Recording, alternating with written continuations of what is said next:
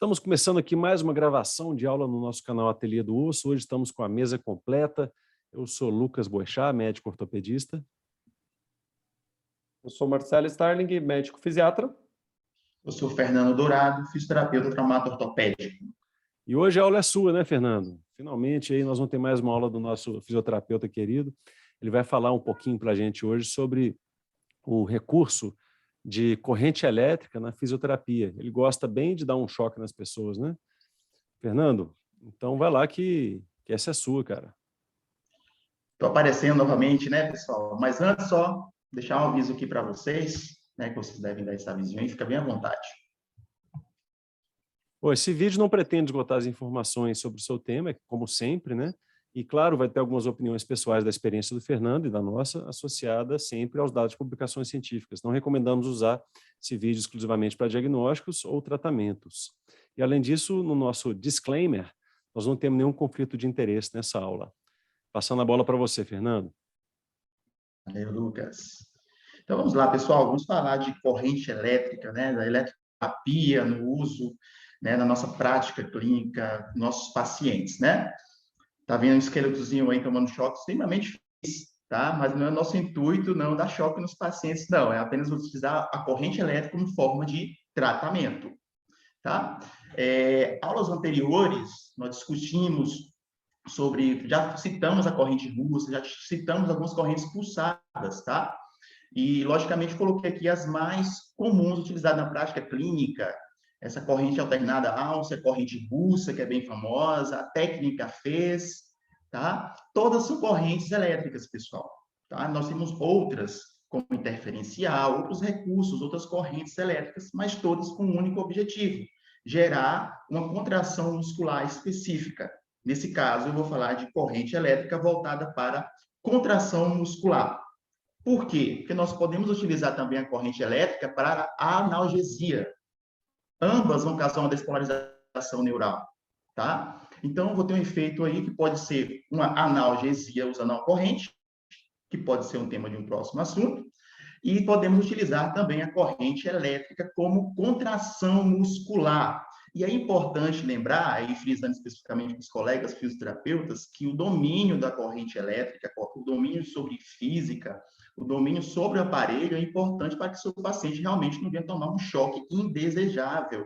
Uma vez que a corrente elétrica, a eletroestimulação neuromuscular, ela pode sim causar desconforto e geralmente, tá, causa desconforto. Imagina lá uma corrente na sua musculatura causando uma contração eletricamente induzida, não uma contração voluntária. Então, de alguma forma, vai causar desconforto. Mas especificando bem sobre os objetivos dessa corrente, especificamente para a eletroestimulação, é muito utilizada no processo de reabilitação e hoje também utilizada mesmo em atletas de alta performance, no incremento do desempenho no gesto esportivo, tá? Mas principalmente na reeducação neuromuscular, prevenção de hipertrofia, aumento de força, resistência muscular, logicamente tem parâmetros específicos, tá? Então, trata-se de uma modalidade de corrente elétrica que vai entregar ao tecido biológico lá uma determinada quantidade de energia e vai gerar uma contração muscular, tá? Mas eu vou, antes de adentrar especificamente como age essa corrente elétrica, a importância dela no tratamento da fisioterapia, né, nos nossos pacientes, né, entrando um pouquinho aqui na parte histórica. Olha que legal.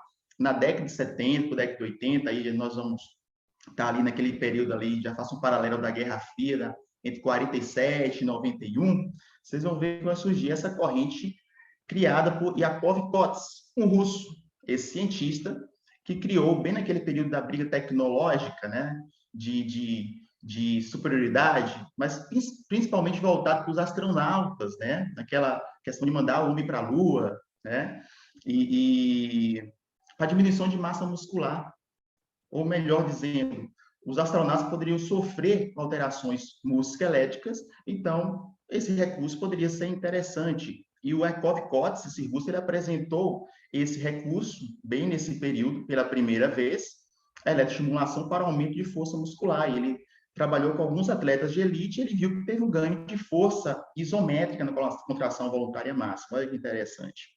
Fernando, interessantíssimo isso aí, né? E aí a gente vê como é que funciona a ciência, né? Então, ninguém deseja uma guerra aqui no planeta Terra, também não deseja uma guerra espacial como aconteceu, né? Levou esse nome. Mas é incrível, né? Conhecimentos, às vezes, buscados para outras coisas, como, por exemplo, lá para os astronautas que não têm resistência da gravidade, portanto, perdem massa muscular, né? Foram transpostas aí para a nossa realidade, né? Muito legal essa história, viu? E o E legal um que... dado, Pô, Fernando, e um pode dado contar. complementando o que o Lucas falou, bem interessante, é o quê?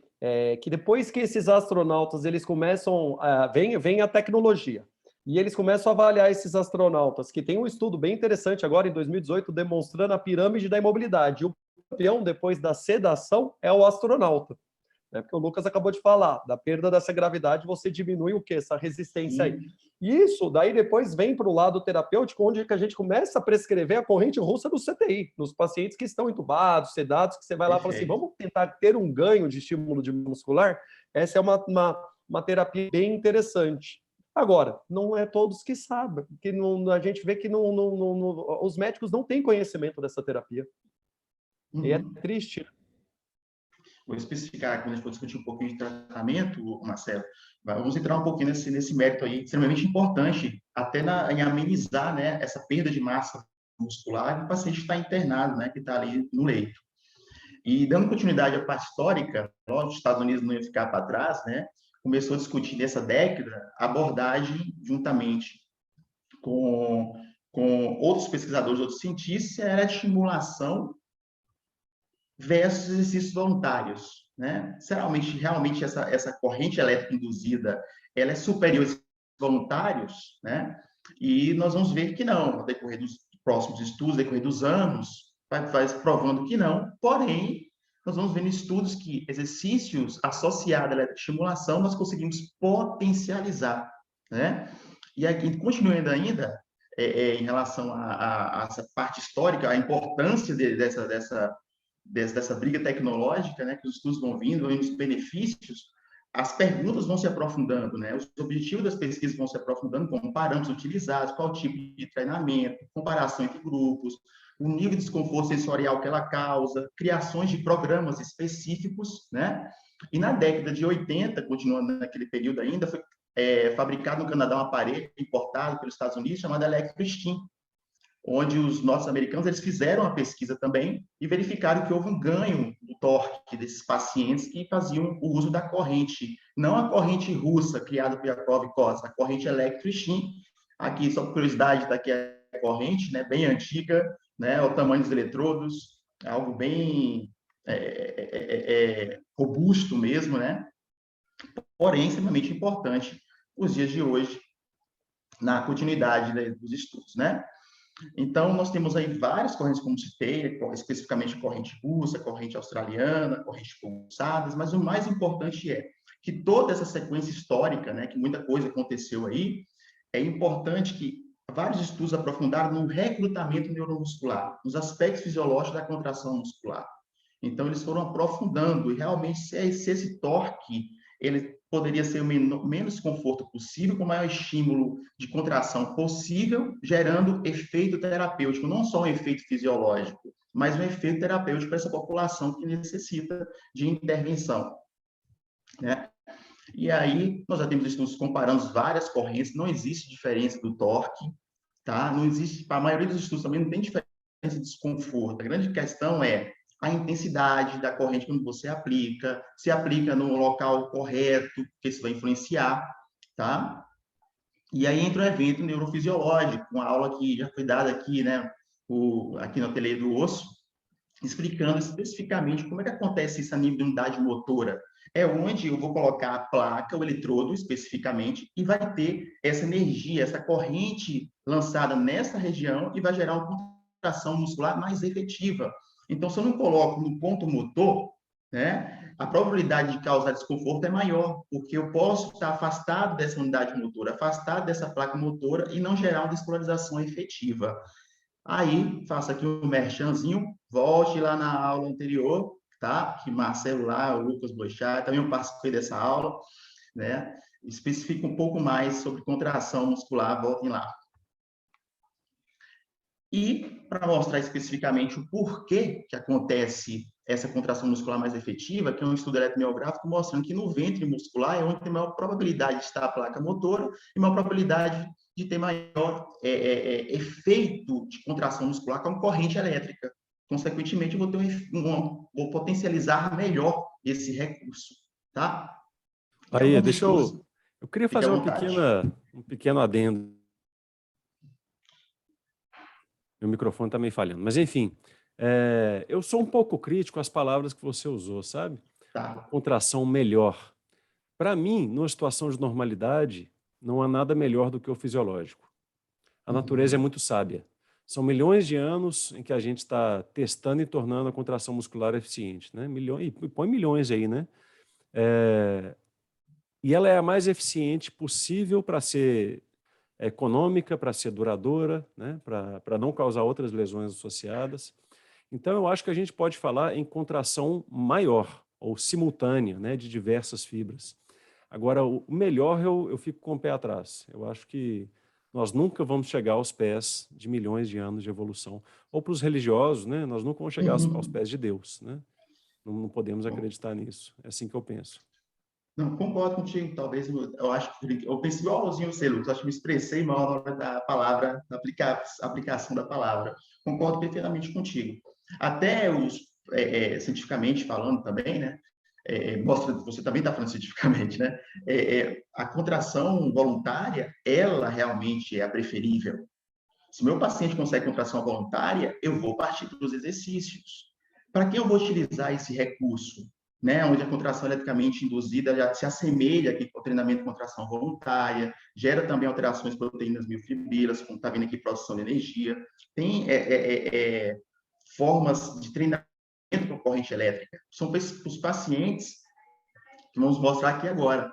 Esses pacientes que têm dor, edema, né, naquela articulação, por exemplo, déficit de mobilidade e rigidez articular, que tem uma inibição na contração muscular voluntária. É para esse paciente especificamente.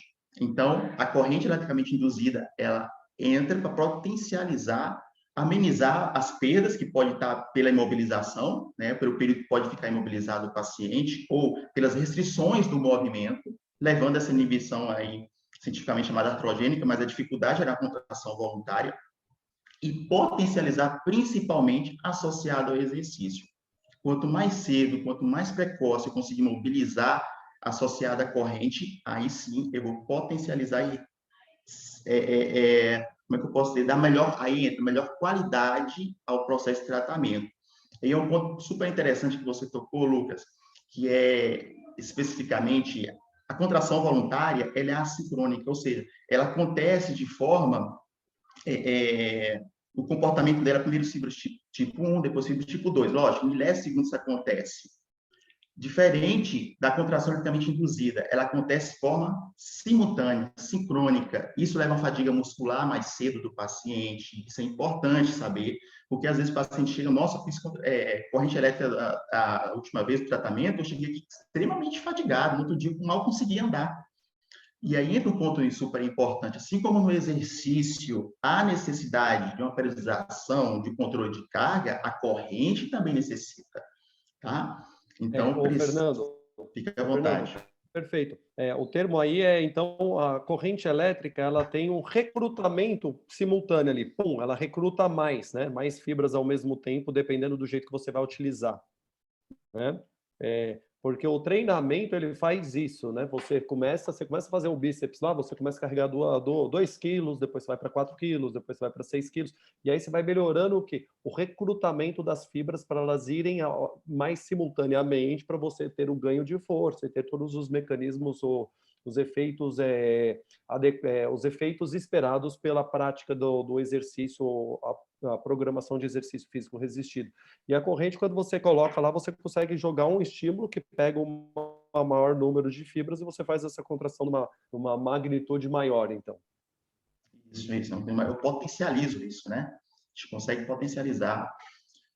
Trazendo um pouquinho aqui, ó, osteoartrite de joelho, ó, que estudo interessante. Isso eu trouxe especificamente para mostrar para vocês a importância desse. O exercício nós temos aí como padrão ouro, né?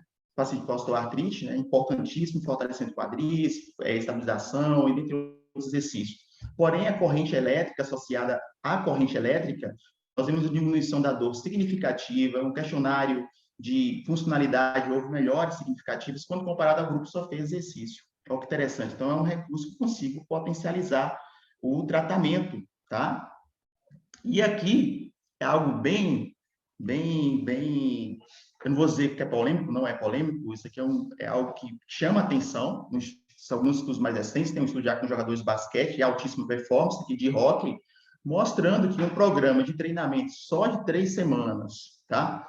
Com jogadores de elite de hóquei, houve uma melhora não só na força, no torque, mas também no desempenho do sprint desses atletas de alto rendimento, né? Lógico, tem parâmetros específicos. E olha que interessante, nós podemos aqui entrar em algo que volta lá para aquela aula que o Marcelo deu de neurofisiologia muscular, né? Que é adaptação neural. Porque 3 semanas com corrente elétrica, talvez não tenha dado tempo dele ter ganho de fibra muscular de forma significativa, mas talvez o suficiente para ter um melhor recrutamento neuromuscular, uma melhor resposta, uma melhor ativação desse músculo e, consequentemente, uma melhor performance. Acho que é bem polêmico, sim, viu? Se for pensar em ativação neuromuscular, né? Existe uma cadeia dessa ativação, né? Você começa com o córtex pré-motor lá no cérebro, que vai mandar o neurônio motor superior ativar, que vai mandar o neurônio motor inferior ativar, cujo axônio vai chegar até o músculo e passar aquele potencial de polarização, despolarização, e pum, o músculo vai ativar, né? Isso. Com esse recurso, a gente está pegando só a parte final da cadeia, né? Do axônio do neurônio motor inferior para frente, né? Do meio dele para frente. Então, todo o resto não está atuando nessa ativação. Então, é bem interessante isso aí que você está falando e me faz pensar que diabo está acontecendo, né? Para melhorar a ativação neuromuscular. Interessante, viu? Ô Lucas, você está ativando a placa, né? E aí, quando você pensa até em... vou ter 2 coisas depois que eu quero comentar no final. Mas quando você está ativando a placa, é muito interessante, ô Fernando, porque quando a gente começa a pensar no processo até fisiopatológico da sarcopenia, hoje, um dos processos centrais é isso que o Lucas acabou de falar, é a lentificação dessa modulação que sai lá do pré-motor e chega lá. Então, você tem o sistema nervoso central e o periférico, ele vai ficando lentificado, e aí você vai perdendo o quê? A capacidade daquela placa de despolarizar o maior número de fibras possíveis. Mas é bacana. Agora, a questão da osteoartrite, Fernando, eu super concordo com aquele estudo, tá? Eu acho super legal, porque se você for imaginar que, às vezes, nos seus estabilizadores dinâmicos, né, do joelho, você pegar vasto medial, reto femoral, vasto lateral, você pode ter um próprio desequilíbrio. A gente pode até pedir para o Lucas, que depois criar uma aula sobre isso, ele que gosta dessas viagens malucas, né?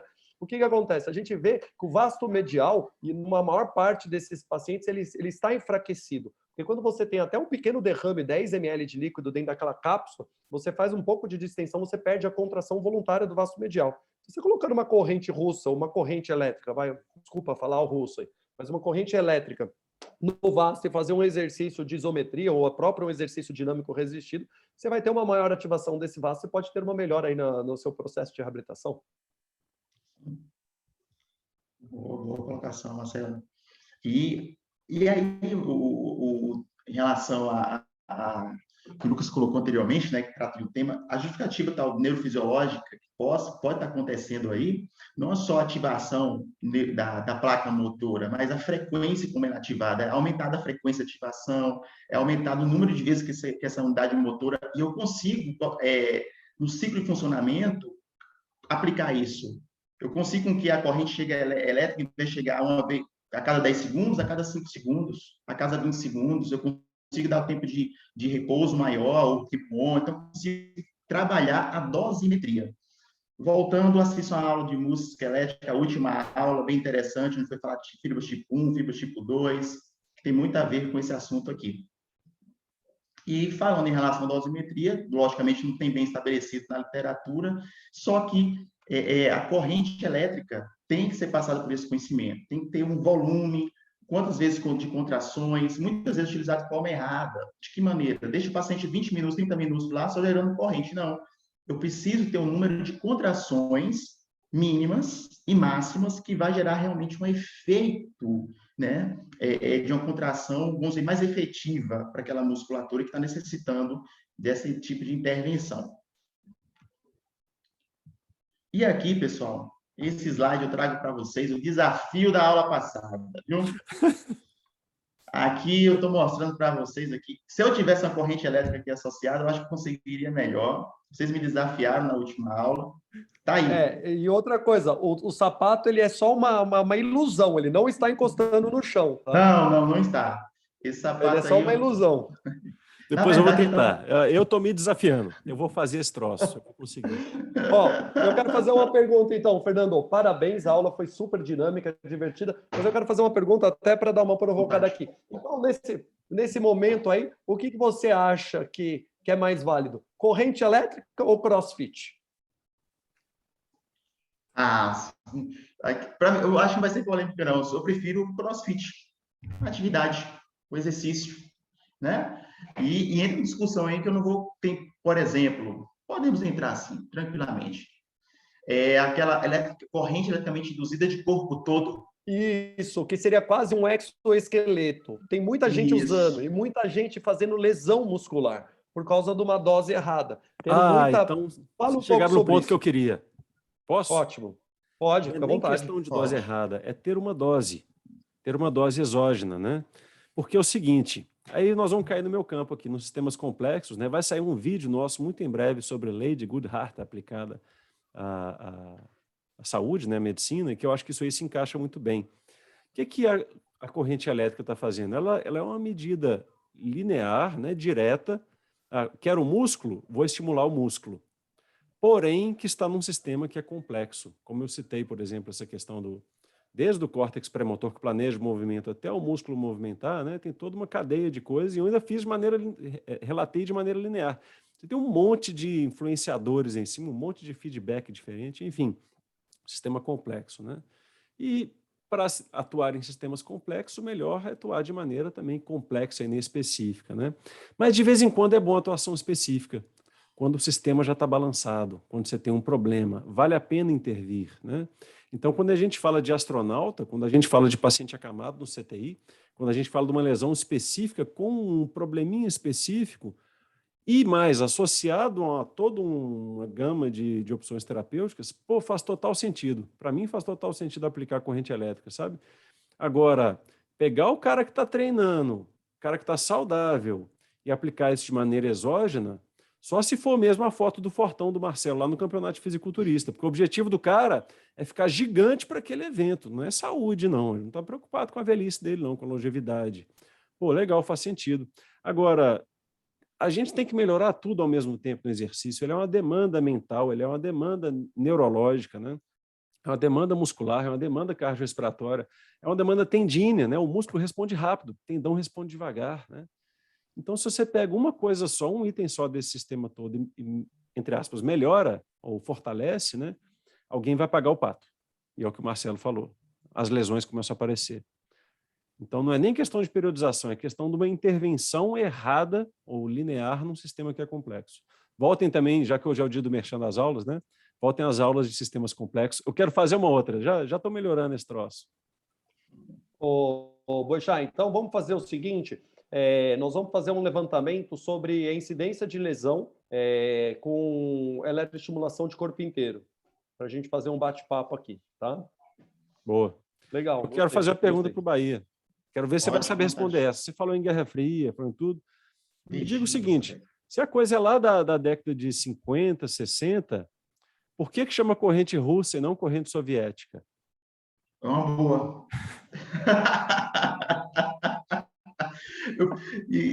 Essa é uma boa, e eu pensei nisso.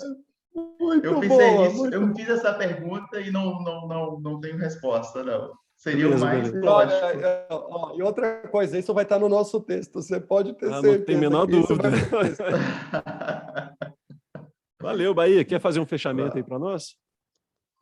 Então, eu só queria comentar rapidinho sobre a questão da corrente de corpo todo, que não é só uma discussão, eu gosto de entrar nesse mérito também, não é só discussão científica do processo, não, sabe? Eletrofisiológica, nós discutimos.